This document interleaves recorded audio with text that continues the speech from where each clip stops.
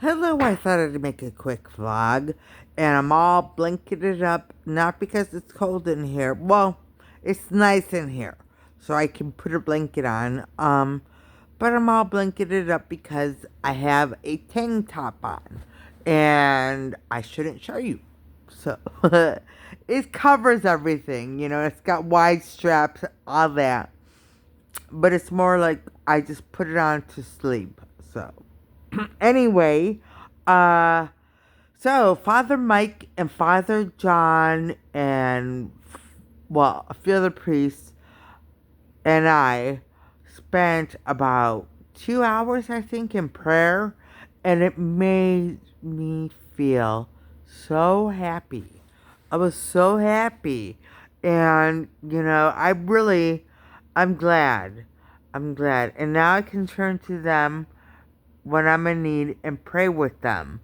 And we would always pray with her, but she just didn't know it. Okay, so we always pray with her.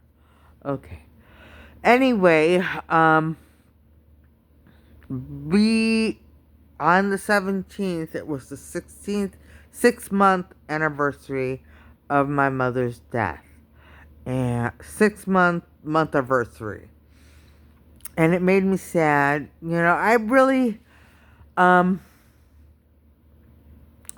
mother was an incredible woman. She worked really hard, and as we grew up, she was working really hard. But she came home and she cooked, and she loved to cook. And she was always in the kitchen, or she was ironing clothes, or she was very domestic, and also very woman's lib. So because she liked to work and she liked to make sure she had all the things she needed, you know. So, but it wasn't just her who worked. My father also worked very hard. Both of them worked very hard. But my mother, because it was her month anniversary, I just have to say that, when I started working, I really thought I'd work until I retired at the right age, and, things happened, but she was a big influence on me, you know. I really wanted to cook and clean and do all that stuff, and I did for the most part, except cooking, because I never learned to cook from her. I wanted to. Well, no, I didn't want to. I didn't want to. But she was a tremendous influence in my life.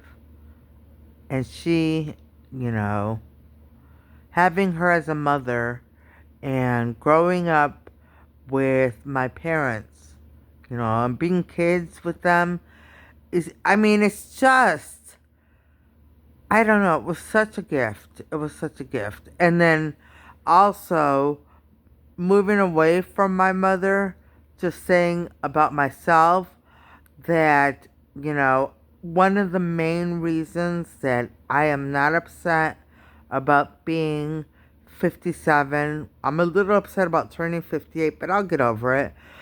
But the one of the main reasons is because I'm Gen X.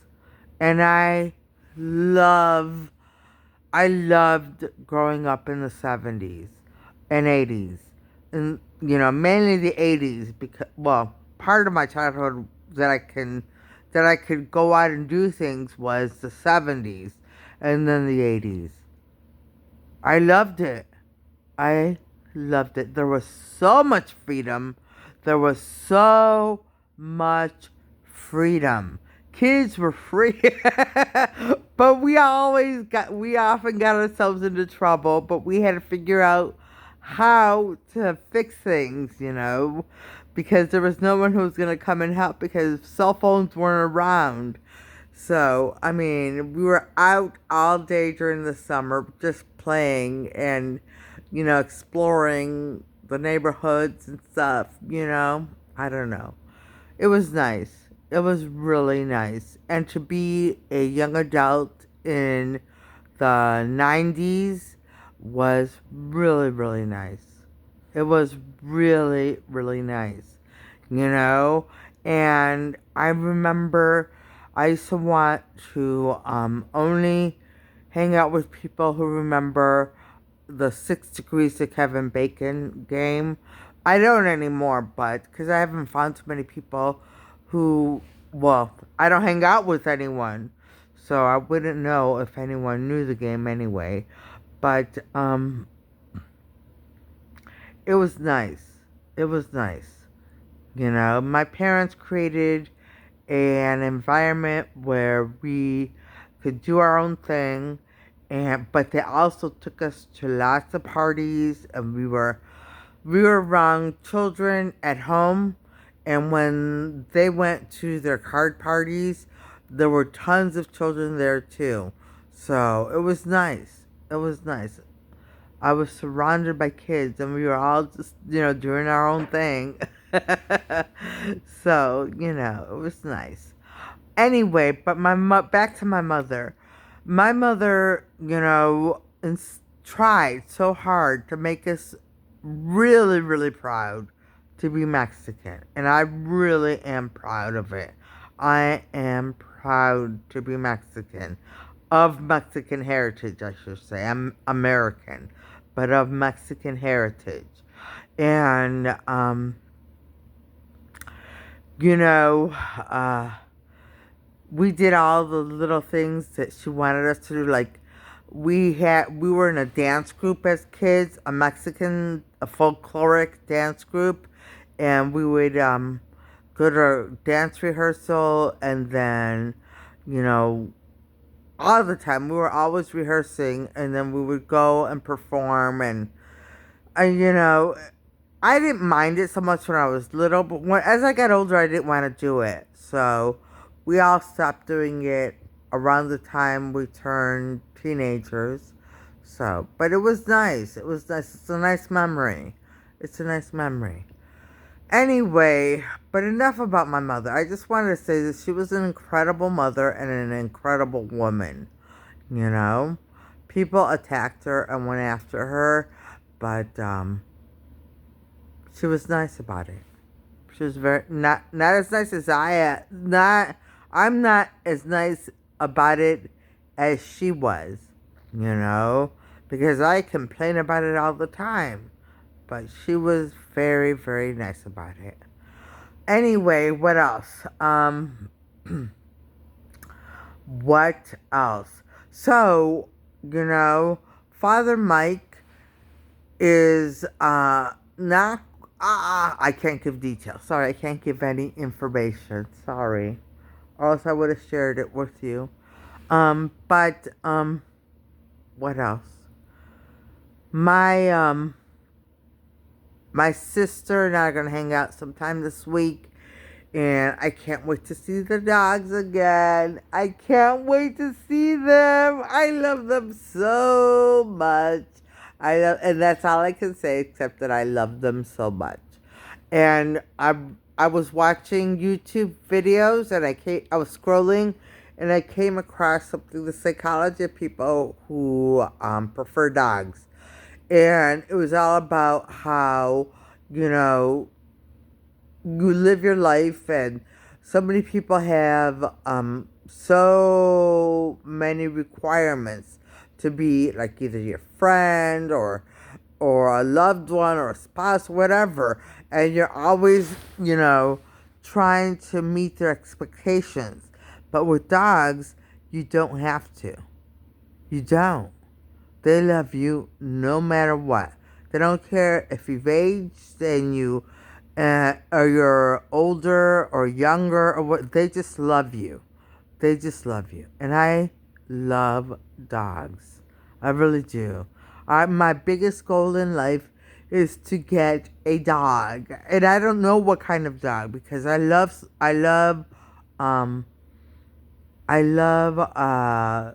pugs, because my sister had pugs, and I do love them. And they're so different from every dog breed that I've ever known.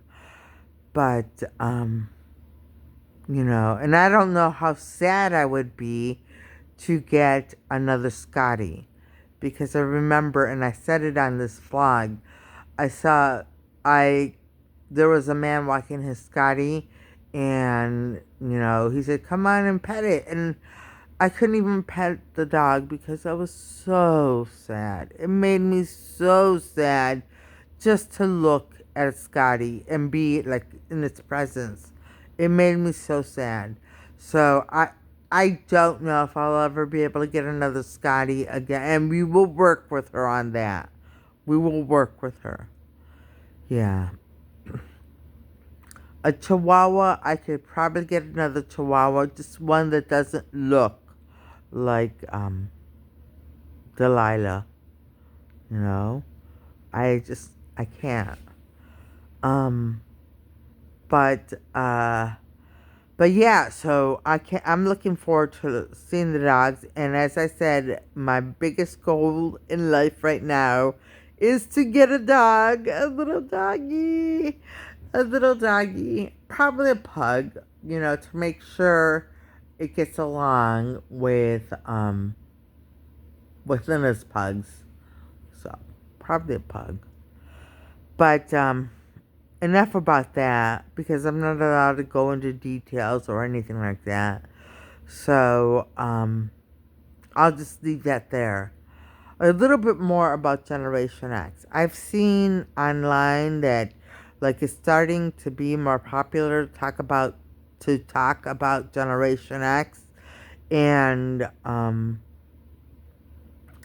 we did drink from the hoses, the water hoses outside, and we ran through the sprinklers, and what else did we do? We ran through the sprinklers. We did so much. I mean, we were outside. Kids, bands of kids walking everywhere, just outside. No parental supervision, no one to help. I'm sure adults would help if something happened. Adults would have helped if something terrible happened, but nothing, in my life, nothing terrible happened. But, it was very free. Very, very free. And, we were there when computers came around, and, I remember having my first laptop, and I just was so crazy with the little hourglass, and the hourglass would be there just to let you know how that time is ticking away for everything to load up on the computer. Yeah, it was, and I remember being in college, and we were the first class to use computers to write our papers. And, one guy told me that we gave each other advice. So one professor wanted a 5-page paper, term paper, and there was a guy there working around the computers. I think he was working in the computer department, but he's like, you could set this at 12-point font, or was it? I don't know. I don't know what font it was, but a larger font, and you don't have to write that much. And I'm like, oh man, I wish I could get away with it, but I couldn't, because my teacher, he would never accept that. My professor. But, it was all little things like that. I don't know. The hourglass. It would spin. It would spin as everything was loading up in the computer. It was fun. Anyway, but that was a little bit of Generation X, and we were still young for the grunge movement, which I think, and I remember, I was 24, I think, 24, and we got involved with a group of Christians, my husband and I, and we went to one of their picnics, and they were giving speeches, and one of them was talking about how bad grunge music was for young people. And I thought, he's crazy, he's crazy. But looking back now, I could see a lot of the lyrics weren't really, appropriate.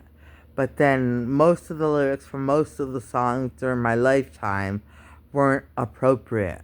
So, you can't just blame it on one group. It's everything. And it's mostly everything and mostly everyone.